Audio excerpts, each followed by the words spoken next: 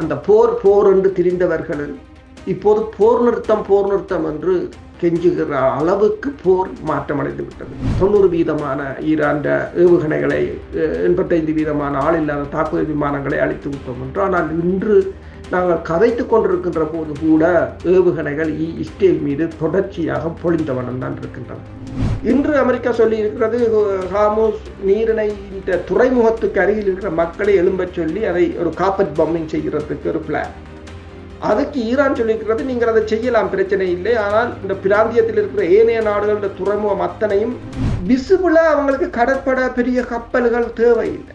இப்போ இதுகளை விதைச்சு விட்டாலும் அவங்களுக்கு வேற ஒன்றும் தேவையில்லை. ஹோர்முஸ் ஜலசந்திக்கால கடக்கிறதுன்றது அது ஒரு சூசைட் தான், தற்கொலைக்கு சமனாக இருக்குமே தவிர அமெரிக்காவையும் இஸ்ரேலையும் தவிர எவரும் திருப்பி ஒரு குண்டு கூட சுடுவதற்கும் தயாராக இல்லை என்ற ஒரு நிலையாகத்தான் இருக்கின்றது. உதாரணமாக பார்க்க போனால் கிட்டத்தட்ட அந்த பிராந்தியத்தின் வல்லரசாக மாறி இருக்கிறது ஈரான் இந்த போரில். அங்காளி பக்கம் 200, இங்காளி பக்கம் 250 கப்பல் நிற்கிறது வெயிட் பண்ணி. அவ்வளோத்தையும் மூழ்கடிக்க முடியும். ஆனால் அவர்கள் அதை செய்யவில்லை. ஆனால் கடற்கிற கப்பலை மட்டும்தான் அடிக்கிறார்கள் உத்தரவுகளை மீறி. இனி வரும் காலங்களில், அதாவது இந்த போர் முடிந்தாலும் அதற்குள்ளால் செல்லும் கப்பல்கள் ஈரானுக்கு வரி செலுத்த வேண்டும். கிட்டத்தட்ட ரஷ்யாண்ட போர் விமானம் மலிவானம் ஒரு $30 மில்லியன்லேருந்து $60 மில்லியன் வாங்கலாம். அமெரிக்காண்ட சொன்னால் கிட்டத்தட்ட $100 மில்லியன் வரும். ஆனால் ஒரு 100 மில்லியனுக்கு எத்தனை ஷாஹிட் 136 ட்ரோன் வாங்கலாம்? அது $30,000 என்றால் எத்தனை வாங்கலாம், எத்தனை இலக்குகளை தாக்கலாம். ஆனால் ஒரு அணு ஆயுதமோ 2 அணு ஆயுதமோ ஈரானை ஒன்று செய்ய முடியாது. ஆனால் ஸ்டீவ் விட்காஃப் சொன்ன மாதிரி இஸ்ரேல் ஒரு குண்டு நாடு என்று சொன்னார். இன்னும் ஒரு குண்டு நாடு என்று சொன்னால் ஒரு அணுக்குண்டு இஸ்ரேலுக்கு போதும். இரண்டாவது மகம் 02 என்று சொல்றது, அது 350 கிலோ வெடிமருந்து கொண்டது. அது கடலுக்கு அடியில தான் புதஞ்சிருக்கும். ஆனால் கப்பல் கிராஸ் பண்ணேக்க அதை ஸ்கேன், அது இந்த மேக்னெட்டிக் சென்சரால அதை டிடெக்ட் பண்ணி போட்டு அது நேர போய் அடிக்கும். இன்னும் ஈரானிடம் இருக்கின்ற முழுமையான ஆயுதங்களை அவர்கள் பயன்படுத்தவில்லை. அவர்கள் இதுவரையில் பயன்படுத்துகின்ற விமானங்கள் கூட ஒரே ஒரு ஷாஹித் 136 தான் பயன்படுத்துகிறார்கள். அதுக்கப்பால் எத்தனையோ இருக்குது. ஆனால் இன்னும் எதையும் எடுக்கவில்லை. நான் நினைக்கிறேன் இன்னும் இந்த போரை அவர்கள் கிட்டத்தட்ட ஒரு 6 மாதத்துக்கு நீடிக்க வேண்டும் என்று யோசிக்கிறார்கள். என்ன பிரச்சனை என்று சொன்னால், ரஷ்யாவும் சீனாவும் புலனாய்வு தகவல்களை வழங்குகிறார்கள், துல்லியமான இலக்குகளை கோஆர்டினேட் பண்ணி கொடுக்கிறார்கள். ரஷ்யாவிൻ്റെയും சீனாவிൻ്റെയും இன்ஸ்ட்ரக்டர்ஸோ அல்லது படைத்துறை ஆலோசகர்கள் வாங்கி இருக்கிறார்கள். ஈரான் 12 நாளாக 17 நாட்டை வச்சு அடிக்குது. ஒற்றுத்தன் ஒரு திருப்பி அடிக்கிறார். இத்தனைக்கும் அமெரிக்கா பின்னுக்கு நிற்குது. அமெரிக்கா சொல்லுது, நான் இருக்கிறேன், என்ற ஆயுதங்கள் இருக்குது. இஸ்ரேலுக்கு நான் இருக்கிறேன், இந்தியா அடிச்சாங்க ஒற்றுத்தன் கூடி அடிக்கும். இப்போதே இந்த போரில் வெற்றி பெற்றது ஒரே ஒரு ஆள் தான், பூட்டின் தான் என்று சொல்லி. ஏனென்று சொன்னால், உக்ரைனில் இவர்கள் என்னத்தை செய்தார்களோ அதற்கு விட 10 மடங்கு மோசமாக இங்கே செய்தாச்சு. உக்ரைனை வைத்துக்கொண்டு ரஷ்யாவின் உள்ளுக்குள்ள தளங்கள் எத்தனையோ அடித்தார்கள். ஆனால் 5 நாளைக்கு அமெரிக்காவின் 18 தளத்தை இல்லாமல் செய்து விட்டார்கள். உலக தமிழர் அறிந்தே ஆக வேண்டிய உண்மைகளை தேடி ஒரு உடறப்பு. காளிமாதா ஜோதிடம். பிரபல ஜோதிடர் பண்டித் மகாராஜா. தொழில், காதல், திருமணம், குழந்தை பாக்கியம் மற்றும் மந்திர சூனிய பிரச்சனைகளுக்கு நிரந்தர தீர்வு. இன்றைய லங்காஸ்ரீயின் ஊடறுப்பு நிகழ்ச்சியில் எம்மோடு இணைந்து கொண்டிருக்கக்கூடியவர் பிரித்தானியாவில் இருக்கக்கூடிய கலாநிதி பிரபாகரன். எல்லோராலும் நன்கு அறியப்பட்ட இராணுவ ஆய்வாளர் வேல்ஸிலிருந்து அருஸ் அவர்களை இணைத்திருக்கின்றோம். ஊடறுப்பு நிகழ்ச்சியின் சார்பில் உங்களை வரவேற்பதில் மகிழ்ச்சி. வணக்கம். வணக்கம். நம்மள ஊடறுப்பு நேயர்களுக்கு அன்புள்ள வணக்கம். ஈரான், அமெரிக்கா, இஸ்ரேல் இடையிலான போர் என்பது ஒட்டுமொத்த உலகையும் முடக்கி இருக்கின்றது. ஹர்முஸ் ஜலசந்தி அருகே இந்திய நோக்கி பயணித்துக் கொண்டிருந்த கப்பல் ஒன்று தாக்குதலுக்குள்ளாகி இருக்கின்றது. தொடர்ச்சியாக ஈரானுடைய தாக்குதலின் வேகங்களோ அல்லது வீரியங்களோ குறைந்தபாடில்லை. ஆனால் அமெரிக்காவும் இஸ்ரேலும் நிமிடத்துக்கு நிமிடம் ஈரானுடைய வான்படை தளத்தை தகர்த்து விட்டோம், வான் சாதனங்களை தகர்த்து விட்டோம், ஈரானால் தாக்குதல் செய்யக்கூடிய வலிமை இல்லை என்று கூறிக்கொண்டிருக்கிறார்கள். ஆனால் மத்திய கிழக்கில் இருக்கக்கூடிய அமெரிக்க தளங்கள் மீது தொடர் ஏவுகணை தாக்குதல்களை ஈரான் நடத்தி கொண்டிருக்கின்றது. அதே ஏக காலத்தில் ஹர்முஸ் ஜலசந்தி அருகே பல தாக்குதல்களையும் கடலுக்கு அடியில் நடத்தி கொண்டிருக்கின்றார்கள். உண்மையில் என்னதான் நடக்கின்றது? ஈரான் தாக்குதிறனை இழந்ததாக கூறினாலும் தொடர் தாக்குதலில் ஈரான் ஈடுபட்டுக் கொண்டிருக்கின்றது. இப்போது ஒரு யுத்த நிறுத்தம் ஒன்று வர வேண்டும் என்று அமெரிக்காவும் மறைமுகமாக விரும்புகிறது, உலகமும் விரும்பிக் கொண்டிருக்கின்றது. போர் வலி சமநிலையில் ஈரானினுடைய நிலைமை என்னவாக இருக்கின்றது? உண்மைதான். 4 நாள் 3 நாள் என்று ஆரம்பித்தவர்கள் போரை இன்று 12வது நாளாக கடந்து போர் சென்று கொண்டிருக்கின்றது. இப்போ தற்போதைய நிலையில் அமெரிக்கா ஒரு போர் நிறுத்தத்தை வேண்டுகிறது. கூட்டணி நாடுகள், வளைகுடா நாடுகளுக்கு போர் நிறுத்தம் தேவையாக இருக்கின்றது. ஐரோப்பாவுக்கு போர் நிறுத்தம் தேவையாக இருக்கின்றது. ஜப்பானுக்கோ கொரியாவுக்கோ தென் கொரியாவுக்கோ தேவையாக இருக்கின்றது. ஆனால் அந்த போர் என்று திரிந்தவர்கள் இப்போது போர் நிறுத்தம் என்று கெஞ்சுகிற அளவுக்கு போர் மாற்றமடைந்து விட்டது. ஈரான் வெளிவாரத்துறையின் அறிக்கையின்படி ஸ்டீவ் விட்கோஃப் அவர்தான் இந்த பேச்சுக்களில் பங்கு பற்றியவர். பேச்சுக்களில் என்று சொல்லலாம், ஈரானை ஏமாற்றுவதற்கு வழிவகுத்தவர் அவர்தான். அவர் ஒரு ரியல் எஸ்டேட் ஏஜென்ட். அவர் 2வது சுற்று பேச்சு முடித்ததுடன் ஓடியந்து அப்ரஹாம் லிங்கன்ல தான் ஏறி நின்றார், அந்த கிட்டுகளையும் போட்டுக்கொண்டு.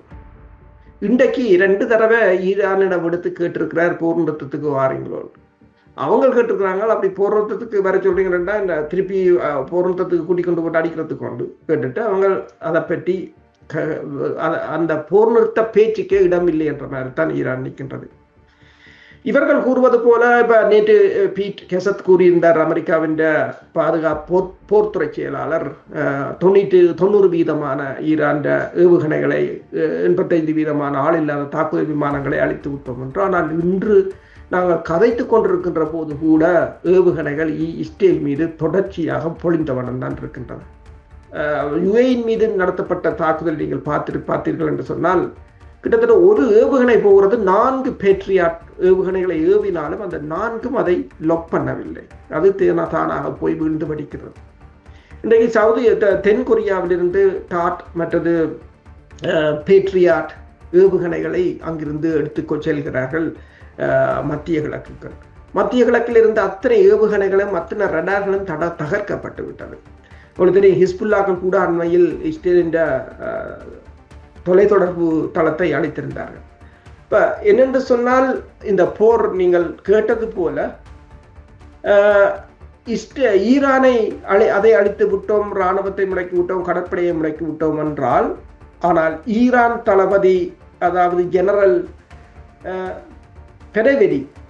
பெரவி அவர் என்ன கூறுகிறார் என்று சொன்னால், அமெரிக்காட்ட எந்த கப்பலும் தங்களோட எல்லையிலிருந்து 700 கிலோமீட்டருக்கு உள்ள ஒரு கப்பலும் இல்லை. எல்லா கப்பலும் 700 கிலோமீட்டருக்கு அங்கால தான் நிற்கின்றது.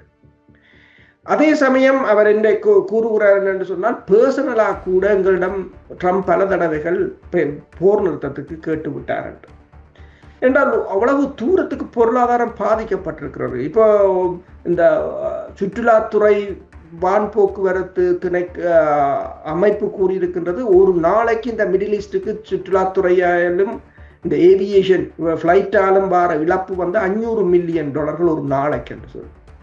குவைத்தில் இருந்து ஒருவர் படம் எடுத்து போட்டிருக்கிறார். அந்த குவைத்தின் கடற்கரை எப்பவும் மக்களால் நிரம்பி வழியும்.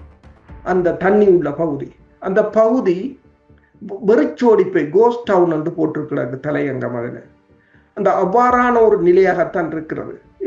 எல்லா வெளிநாட்டு, அதாவது கல்ஃப் கண்ட்ரிஸ், இப்போ கட்டாராக இருக்கலாம், ஓமானாக இருக்கலாம், பஹ்ரைனாக இருக்கலாம், எல்லோரும் எடுத்து ஈரானுடன் கதைத்து கொண்டுதான் இருக்கிறார்கள்.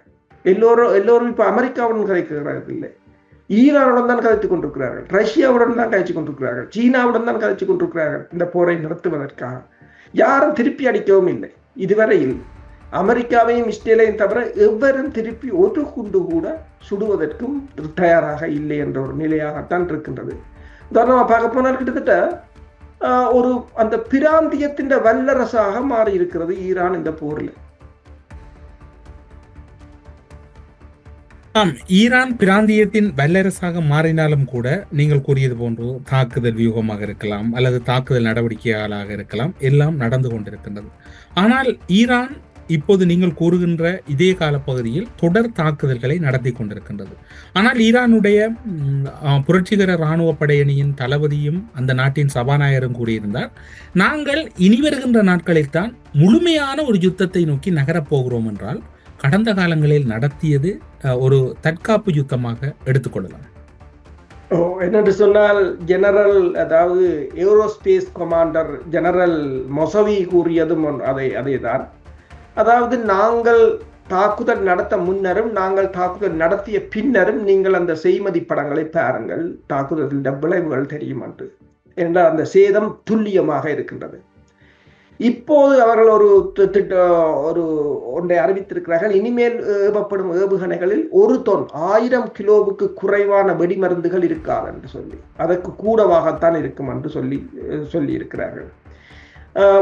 அதாவது 40 வருடமாக ஈரான் இதுக்குரிய தயாரிப்புகளில் ஈடுபட்டிருந்தது. வடகொரியாவுக்கு எரிபொருட்களை ஈரான் தான் வழங்கியது. வடகொரியா அதற்கு மாற்றீடாக ஈரானுக்கு தனது ஏவுகணை தொழில்நுட்பம் அத்தனையையும் வழங்கிவிட்டது. அதுதான் இந்த பிரச்சனை. அப்ப வடகொரியா இவ்வளவு காலமும் ஈரானுக்கான உதவிகளை, வடகொரியா தொழில்நுட்ப உதவிகளை தாராளமாக செய்து கொடுத்து விட்டது. எல்லாம் அண்டர் கிரவுண்ட் பங்கர்கள் முழுக்க, தளங்கள் முழுக்க அங்குதான் இருக்கின்றது. அப்ப 40 வருஷ ஸ்டாக்கில் அவங்க சொன்னது என்னன்னு சொன்னால், தாங்கள் பழசுகளைத்தான் முதல் அடிக்கிறோம். அதை இப்ப பேராசிரியர் மரண்டியும் அதைத்தான் கூறினார்.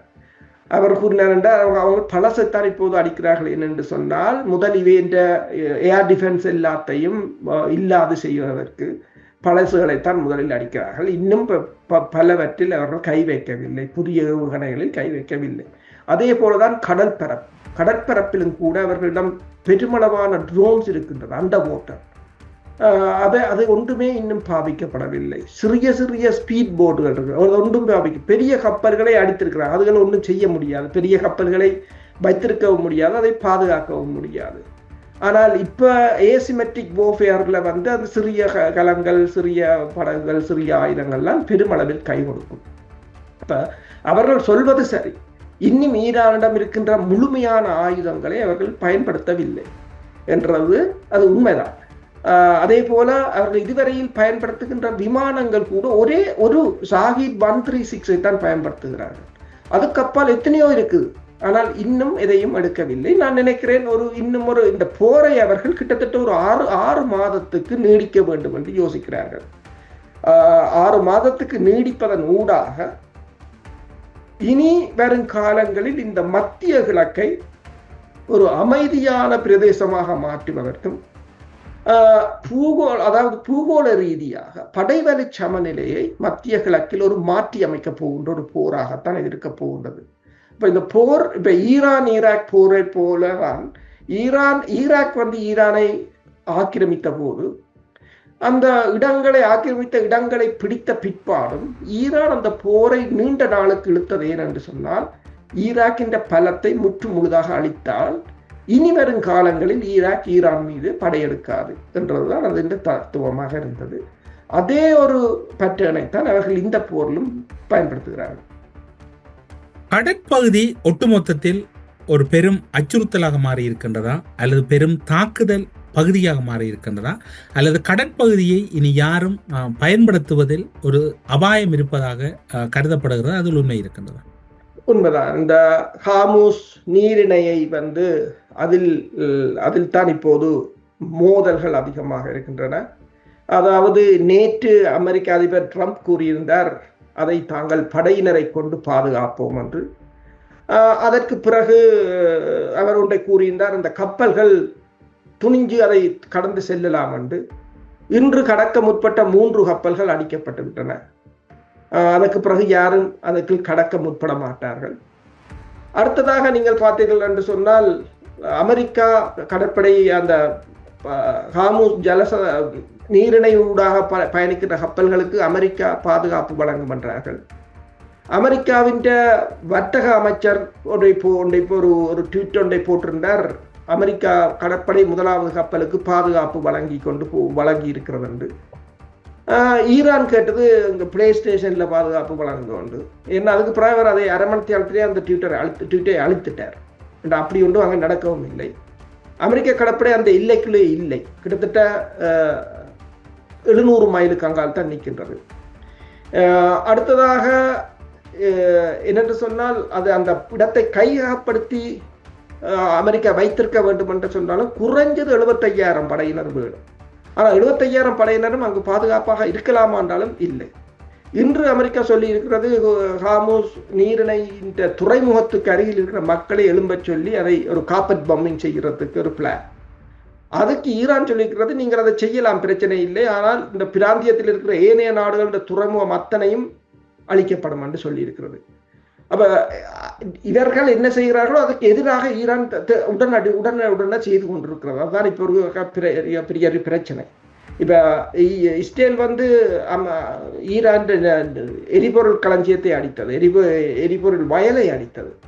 அதற்கு பதிலாக சவுதியின் அரம்கோ எரிபொருள் நிலையமாக இருக்கலாம் அல்லது UAE இந்தியா இருக்கலாம், அதுகள் மீதான தாக்குதலுக்கு பிறகு இப்போ அமெரிக்கா இஸ்ரேலிடமும் சொல்லி இருக்கின்றது எரிபொருள் வயல்களில் கை வைக்க வேண்டாம் என்று.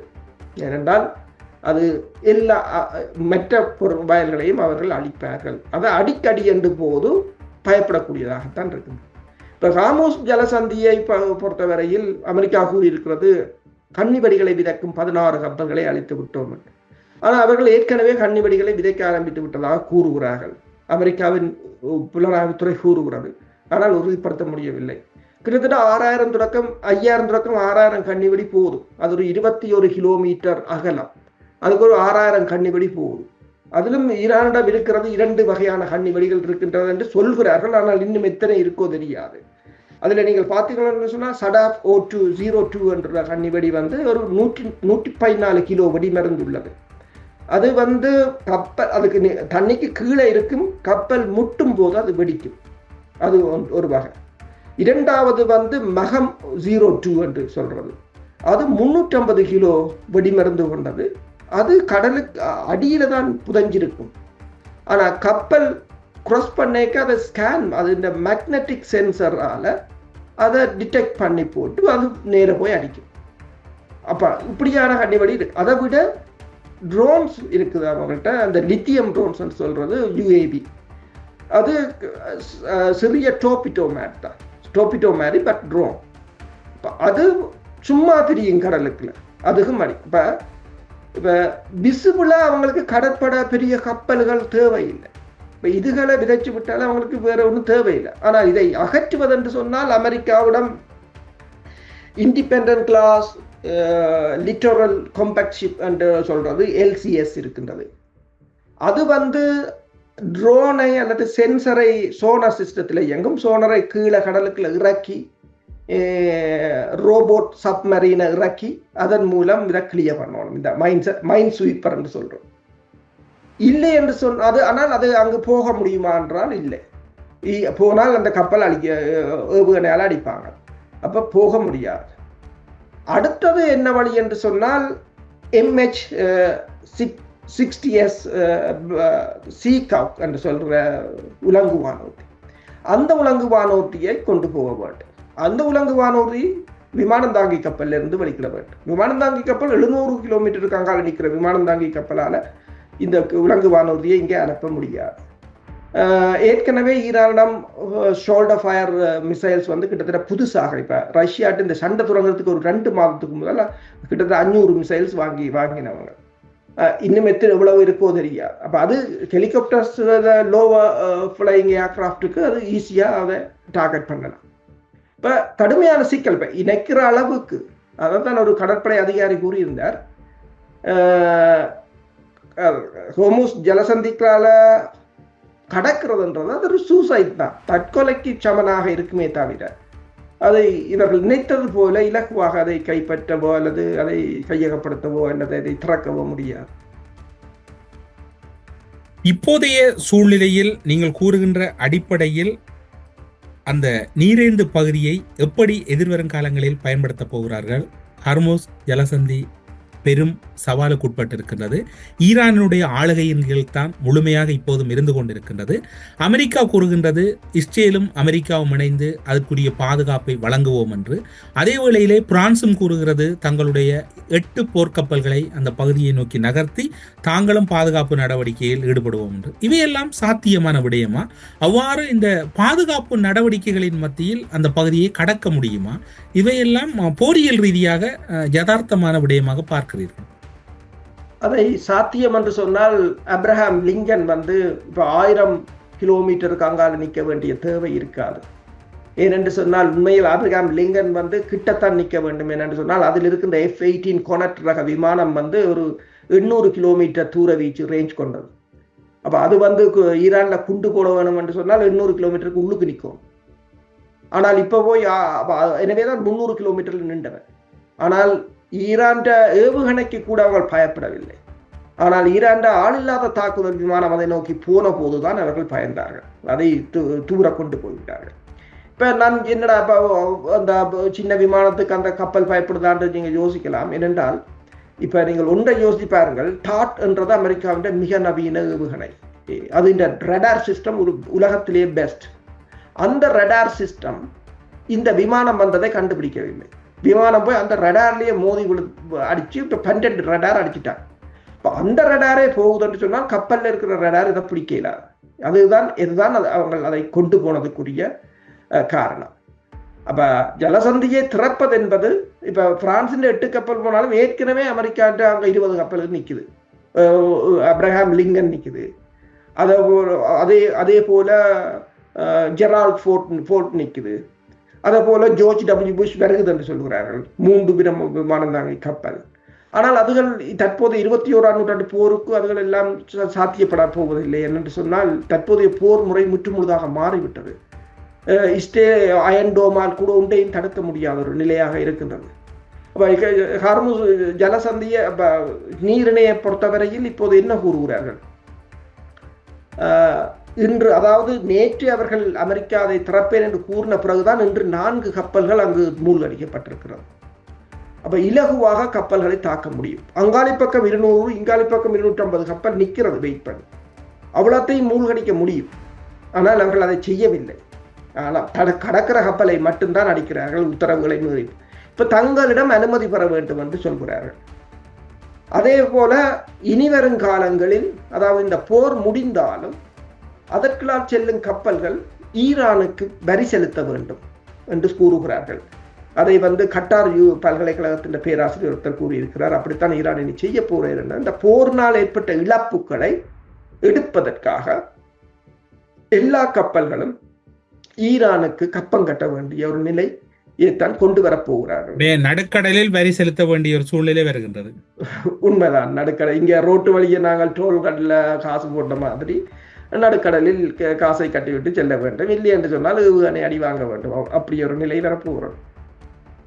கடல் கன்னிவெடிகள் என்பது அந்த குறித்த நீரேந்து பகுதிகளில் மட்டும்தான் சவாலாக இருக்க போகின்றதா, அல்லது அமெரிக்காவினுடைய இப்போது நீங்கள் கூறியது போன்று ஜெராட் ஃபோல்டாக இருக்கலாம், மற்றது ஆப்ரஹாம் லிங்கனாக இருக்கலாம், இப்போது வருகின்ற போர்க்கப்பல்களாக இருக்கலாம், ஏன் அந்த கப்பல்களை தகர்க்கக்கூடிய வல்லமை இந்த கன்னிவெடிகளுக்கு இல்லையா, அல்லது குறித்த பகுதிகளில் மட்டும்தான் அந்த கன்னிவெடிகள் தயார்படுத்தப்பட்டிருக்கிறதா? ஹார்முஸ் நீரிணையை மையப்படுத்தித்தான் அந்த கன்னிவெடிகள் இருக்கிறதா? போர்க்கப்பல்களுக்கு அதனால் ஆபத்து இல்லையா? போர்க்கப்பல்களுக்கும் ஆபத்து தான். ஆனால் அதில் இருக்கிற சென்சர்கள் சில சமயங்களில் கண்டறியும். ஆனால் போர்க்கப்பல்களுக்கும் ஆபத்து தான். என்றால் ரஷ்யாவில் அந்த பிளாக் கருங்கடல் பகுதியிலேயே அது ஒரு பெரிய பிரச்சனையாக இருந்தது. கருங்கடல் பகுதியில் வைக்கப்பட்ட கன்னிவெடிகள் சில சமயங்களில் ரொமானியாவுக்கு கூட மிதந்து வந்தது என்று கூறுகின்றார்கள். துருக்கிக்கு மிதந்து வந்தது என்று சொல்லி. அப்ப எல்லா அதுக்குள்ள போற விநியோக கப்பல் எல்லாத்துக்கும் ஆபத்தாகத்தான் இருக்கு. கடல் நீரினால் அடித்து செல்லப்பட்டால் இன்னும் மிகப்பெரிய ஒரு மோசமாக இருக்கும் எல்லா கடல் பகுதிக்கும். அதுதான் அந்த பிரச்சனை. என்னென்னு சொன்னால் இந்த பிரச்சனையை இவர்கள் மேலும் மேலும் ஆழப்படுத்தி கொண்டு போனார்களாக இருந்தால் அதுக்குள் வைக்கப்படுற கன்னிவெடிகள் அதற்கு அப்பால் கடலால் அடித்து செல்லப்பட்டால் அங்கு எல்லா இடத்திலிருந்து போற கப்பல்களுக்கும் மிகப்பெரிய ஒரு பிரச்சனை தான். அப்ப கடற்படை கப்பல்களும் அதுதான் கடற்படை கப்பல்களுக்கும் அது ஒரு பிரச்சனை.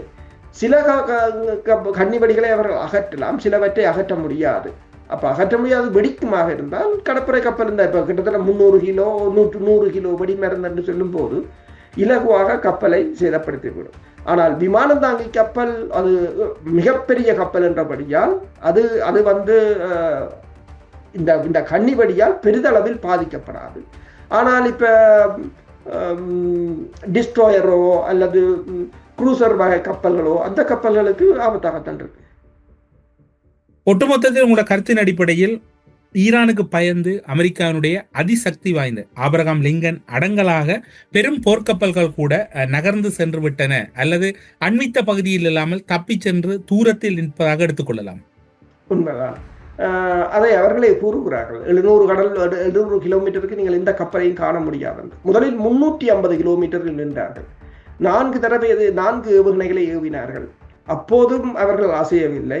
ஆனால் இந்த ஆளில்லாத தாக்குதல் விமானத்தின் பிற்பாடு அவர்கள் அதை பின்னோக்கி நகர்த்தியிருந்தார்கள். ஏனென்று சொன்னால் இப்போ நீங்கள் யோசிப்பார்கள், அதில் இருக்கிற இன்டர்செப்டர்ஸ் எவ்வளவு இருக்கு.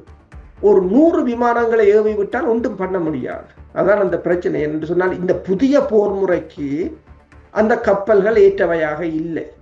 இந்த காலத்தில் நீங்கள் பார்த்தீங்கன்னா சரி, இப்போ ஒன்றை யோசிப்பார்கள், ஒரு போர் விமானம் கிட்டத்தட்ட ரஷ்யான்ற போர் விமானம் மலிவானது, ஒரு 30 மில்லியன்லேருந்து 60 மில்லியன் டாலருக்கு வாங்கலாம்.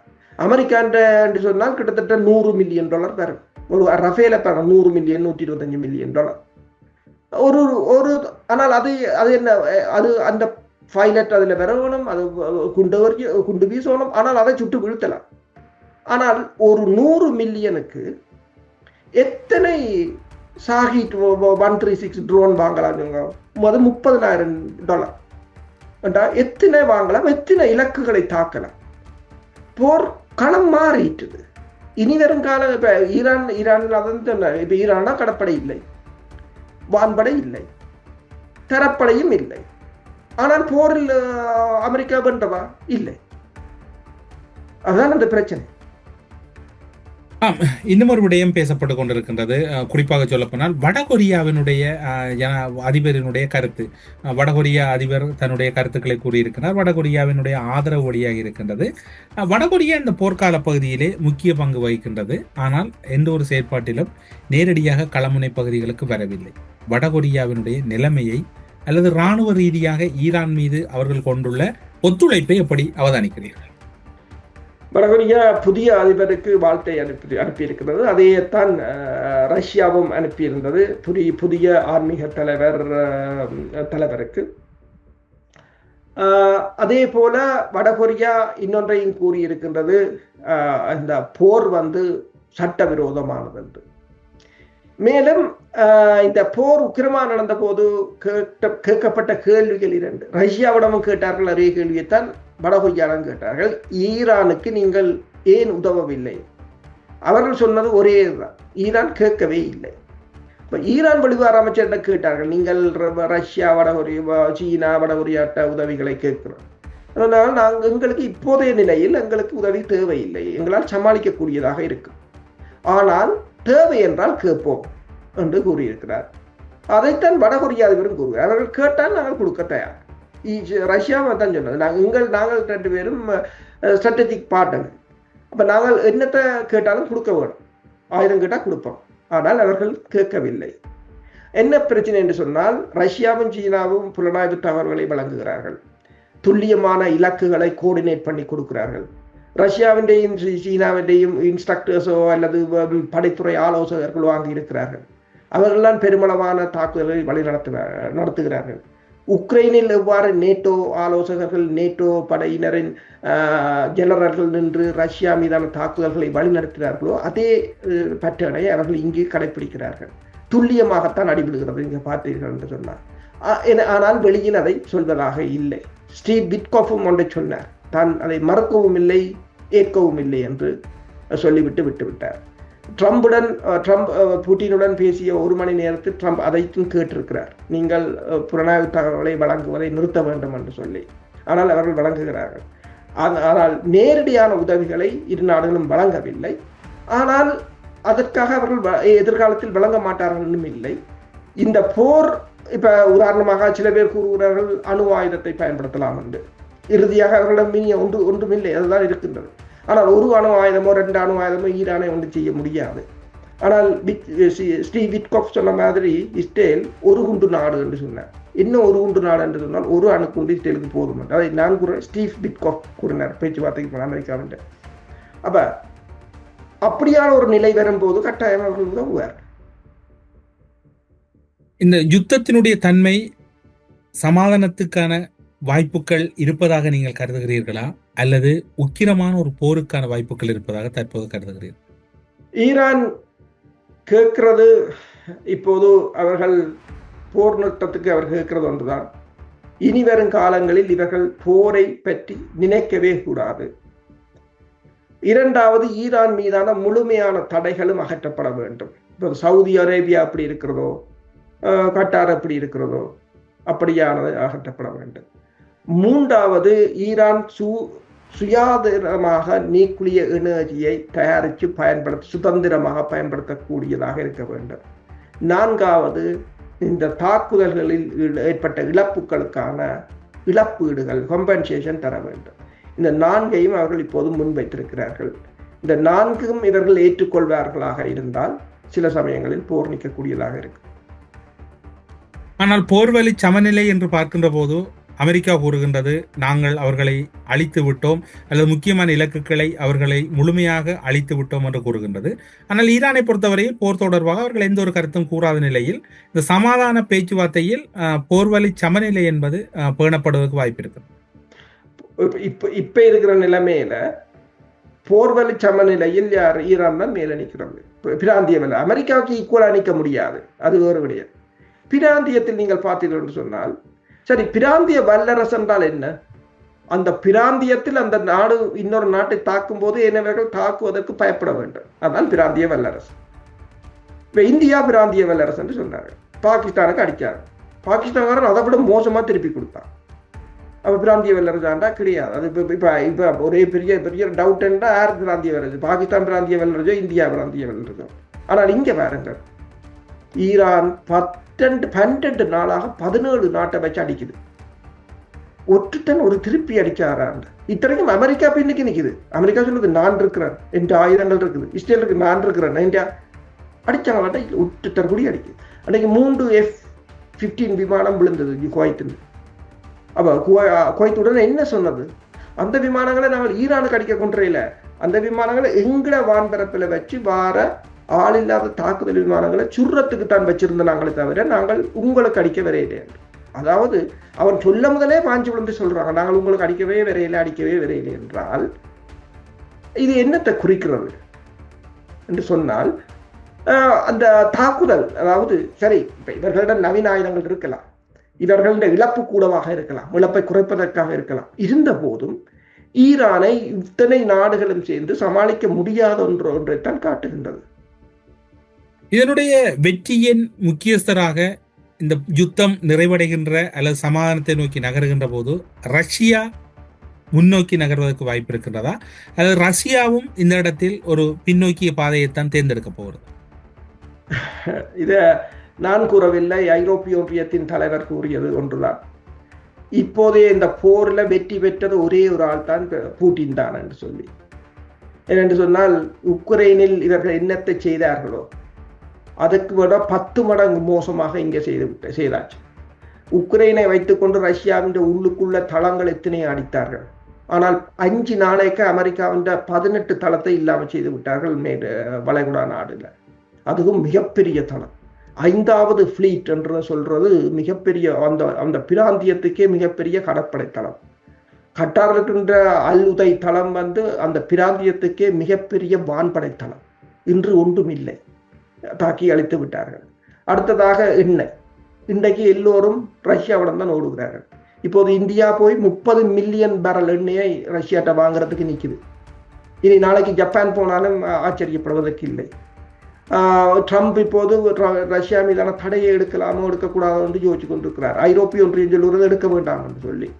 அப்ப இனி ரஷ்யாவின் எண்ணெய் விநியோகம், இப்ப ரஷ்யா பூட்டின என்ன கூறுகிறார், இன்னும் 1 மாதத்துல இந்த மத்திய கிழக்கின் எண்ணெய் உற்பத்தி முற்றாக நிற்கும் என்று சொல்லிவிட்டார். அப்ப ரஷ்யா சொன்னால்தான் ஈரான் போரை நிறுத்தும் போதும் தெரியாது. அப்படியான ஒரு நிலையாகத்தான் இருக்கின்றது. இப்ப இப்போ இதில் உண்மையாக பிரதான வெற்றியாளராக ரஷ்யா இருக்கிறது. இனி உக்ரைன் தாக்கு பிடிக்குமாண்டால் இல்லை. அமெரிக்கா ஏற்கனவே தன்னிடமிருந்த அத்தனை வான் எதிர்ப்பு ஏவுகணைகளை இழந்து இப்போது தென்கொரியாவிலிருந்து கொண்டு வருகிறது. அமெரிக்கா தனக்கே தென்கொரியாவிலிருந்து கொண்டு வருது என்று சொன்னால் இனி உக்ரைனுக்கு யார் வான் எதிர்ப்பு ஏவுகணைகளை வழங்க போகிறார்கள்?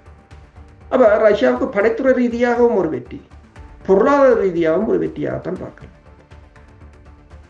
ஆனால் சமாதானத்துக்கான வாய்ப்புகள் அண்மையில் தெரிகின்றதா அல்லது சமாதானத்துக்கான வாய்ப்புகள் இப்போதைய நிலையில் இல்லை என்று கூறலாமா?